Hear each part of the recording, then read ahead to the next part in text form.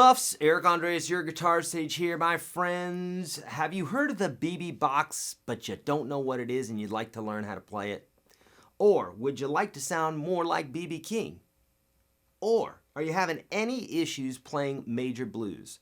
My friends, if you answered yes to any or all of those, then you're in the right place, because right now I'm going to show you how to play the BB King box, also known as the BB box, and I'm going to show you why it is that every guitar player, every blues guitar player, should really know and understand how to use this box. All right, so let's do this. Real quick, my friends, if you are new to my videos, thank you so much and welcome. Please hit that subscribe button and also hit that notification bell, because I give away thousands of dollars worth of beautiful guitars and lifetime memberships to my Unstoppable Guitar System every single month. Would love you to be part of it. All right, let's get to the video now. Okay, so the BB box, what is this thing all about? Well, first I have a confession, because number one, I did a video for this not too long ago, because literally for my whole life what I thought was the BB King box or the BB box was not the BB box, okay?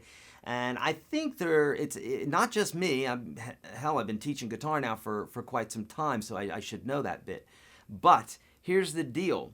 I think there's a lot of confusion out there about the BB box, and that's because it's not just a section of the neck. I mean, essentially, there is a specific form, Form 3 of the blues scale, which you might know as Form 3, and it's the top 3 strings, but it's the way that BB played it and some of the notes that he chose to play and to add to our basic Form 3 minor blues scale that made it his, okay? And what I mean by that made it his is he played these licks so much that it became part of his signature sound. He just found that these notes were fun to noodle with. And in fact, what he was doing is he was messing around both in the major and minor pentatonic, something that most rock blues guitar players aren't used to doing because they're so used to playing minor blues, okay?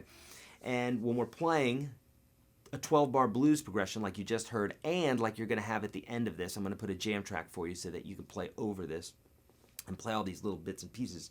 What happens is, because that's in a major chord progression, right? There's a major 1 chord, major 4, and a major 5. What happens is it really lends itself to playing some major bits and pieces, okay? Essentially, it lends itself more to playing major than it does minor. If you're a rock guitar player like I am and you grew up playing minor blues a lot, playing Zeppelin and Van Halen and those sorts of things, they always played songs in minor keys for the most part, or when they were soloing, that's what they were doing. And so what ends up happening is a lot of rock guitar players leave this part out, and it's an essential part of blues playing. So let's talk about it. Okay, so really what we're doing is we're looking at Form 3 of the minor blues scale. So I've talked about this before. And here, we all know 1, right? Form 1. You've seen that guy and this guy right here. Right, that's Form 3. Form 2. Now, Form 3 is going to look like this. Okay, and I threw in that flat 5 at the end there. But essentially, the BB box is this, okay? Most players play this Form 3, the top 3 strings, they play it like this.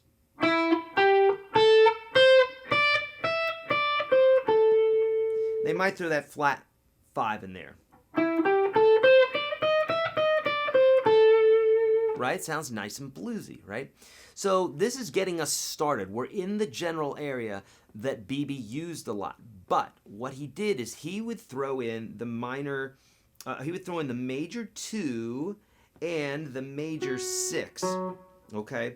He would throw those 2 notes in there a lot, and because of that, it created a major sound, okay? Without going to a bunch of theory, I don't think you probably want to be bothered with that anyhow. But nonetheless, he's throwing the major 2 and the major 6 from the major scale, essentially the 2 and the 6. If we just took the major scale, 1, 2, 3, 4, 5, 6, he's playing the 2 and the 6. And they're right there, okay? Now, I promise you this will not be difficult, okay? When we play our normal form, you guys probably know this one, right? Instead of playing the pinky, this is how I want you to think about it. Instead of playing the pinky, Or some of you may play that as the third finger, right? The 12th fret of the third string, 13th fret of the second string. Instead of playing those two notes, if you want to add some major flair to it and make it sound not just major flair, but major key flair to it, then what you want to do is you want to bump back both of those notes back a half step. Okay? Now, we're getting closer to it. So we've got the box, form 3, top 3 strings. That's number 1. Number 2 is we need to add the major 2 and the major 6, okay, by taking this note, our pinky, or our third finger, moving it back a half step, and moving our pinky here, back a half step. Okay, so what's that, the 13 to the 12. Okay, so normally a lick might sound like this.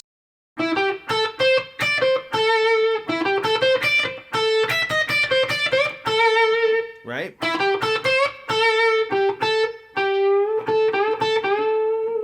Sounds very minor. But BB would do this bit. He would go. So those two notes, this guy and this guy, make it major. Now, when we're talking about a 12-bar blues progression, now this is very, very important that you understand this, because if you're playing, say, The Thrill Is Gone, which is a minor blues, it's a minor blues sound. It's minor chords for the most part, okay? And what's going to happen is if you try to use this over, it's not going to sound so hot because you're throwing in some major notes that shouldn't be there. Whereas a basic 12-bar blues progression, like you hear the majority of the time, you hear ZZ Top, and I won't even name any names, honestly, because they could be playing minor blues as well. But the majority of the blues that you hear is major blues, right? The track that you just heard, the track that will be at the end of this that you can practice to, is all major blues. So it's important to know that it's really only going to work over those types of chord progressions, which is the majority of them anyhow, okay? And the deal is that you can mix and match these minor and major blues sounds, okay? What's also important is that on the 1 chord, so you have a 1, a 4, and a 5 chord, right? That there are certain sounds that lend themselves more to one chord than another. For instance, the 4 and 5 love the minor stuff. You can play it all day long, whereas the 1 chord loves that major stuff. But either way, you could play minor or major over all 3 of these chords, and it's going to sound great, depending, of course, on the phrase that you're playing, okay? So let's look at a few things that BB did to kind of get his sound. So we've got where the box is at. We got what he did. He altered a couple notes here, okay?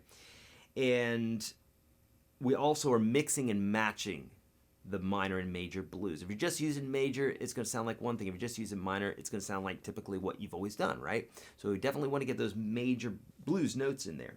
So again, instead of, we're going to use fingers 1 and 3.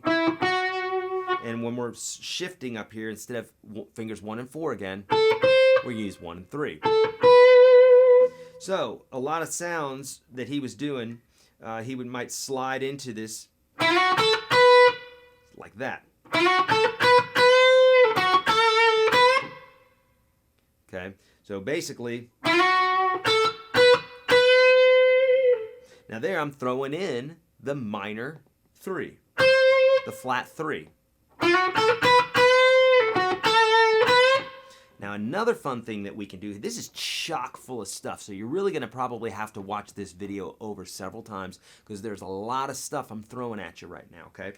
So right here, we've got the major 6.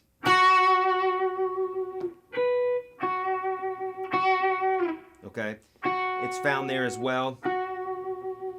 This is the major 2. It comes right after the 1.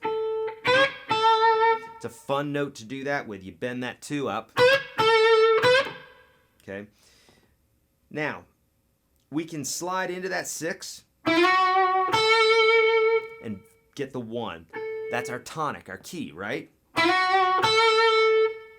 So that's a fun one to do. Now, when we're bending, this is a pretty important bit here. When we're bending the we'll call it, it's the 2, the major 2. Okay, we'll call it the major 2 because it's the major 2. You could bend up to the flat 3, that note right there. Or you could bend up a whole step.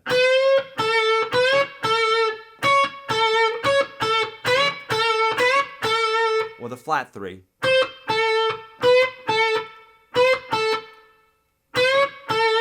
Now this is where it gets fun, is because you can noodle around with all these little notes there, and it's gonna sound like you're throwing in some major notes, because you are, okay? So when you're in this area here, if you want to pull out one of these licks, right, like a Led Zeppelin lick or something like that, you could, and then at the same time,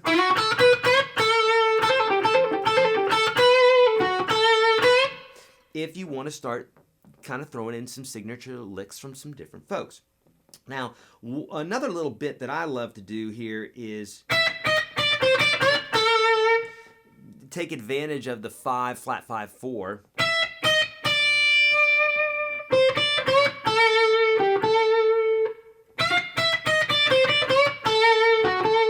And since I discovered the BB box, a lot of times I'll resolve it with that major 2. Instead of, I don't know why, but that one sounds more vanilla to me, probably because my ears have heard that for so long. So this one sounds a little bit more fun, okay? Another fun thing that you can do is bend this note up when you really are, you know, kind of reaching all these cool notes and these bends, you know?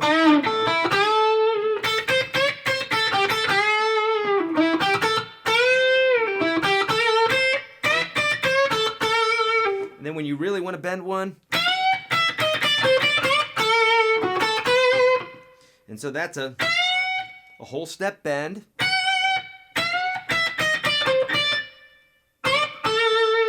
And by the way, he's bending up to the 6th there, because this is the 5.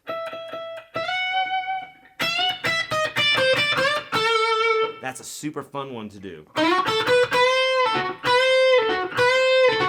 And right there, I'm just kind of bending up to a flat 3, resolving to the 2.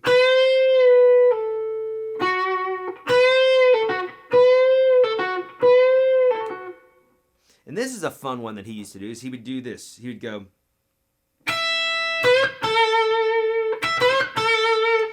So 5, slightly bend that 2 up. And this is why the blues works, and this is why the 2 works, is most often that 2 wants to be bent. So it's kind of going up to that flat 3 anyhow, right? But you're throwing in a little microtone there. You're throwing in a little sauce that you haven't thrown in there if you're just used to playing the minor blues like I did as a kid. That's all I played is the minor blues. I didn't know how to play the major blues, okay? Until I started looking into the B.B. King box and some of the other bits and pieces like that. Just throwing in, like, for instance, like on the 1 chord. Or taking a, you'll hear me do that sometimes, because I'm throwing in that the 1, the major 3rd of the 1 chord, because we have an A7 there, right? But we're not used to doing that, right? We're thinking minor blues all the time. So you could also go, you could also hit that 6.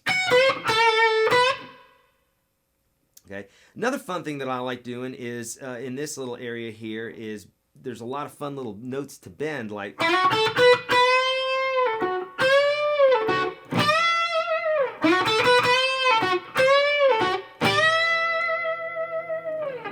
okay. Here bending up 2 to the flat 3. So here I'm bending up to the 3, I'm bending up to the 4.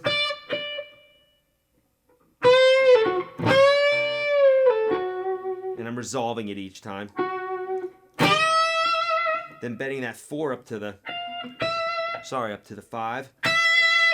So really, there's so much fun to be had here. So what do we do with all this? Well, here's what I want you to do. Number 1, if you're a rock player, you know, you grew up playing rock, and you answered yes to the, I have difficulty playing major blues, then this is what I want you to do. I want you to stay out of position 1, That's the first thing to do. Stay out of position 1. Why, Eric? Because that's our crutch. For 99% of the rock guitar players out there, you're always going to be coming to form 1 because you know it, because it's the first one that our guitar teachers taught us, or you read it in a book and you're like, that's the blues scale. Here I go, I'm a blues player now. No, there's more to it, right?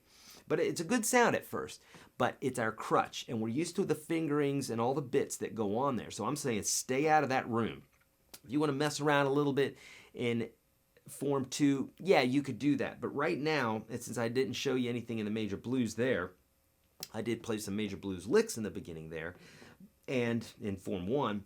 But right now, let's focus on form 3, specifically the B.B. King box, because we've got those couple of major notes that we're throwing in there, okay? And what that's going to do is that's going to, actually we threw in 3 major notes, right? We got the major 6, that guy there. Instead of the flat 7, we got the major 6. But then we could do anything. We could bend up to that 4, but we were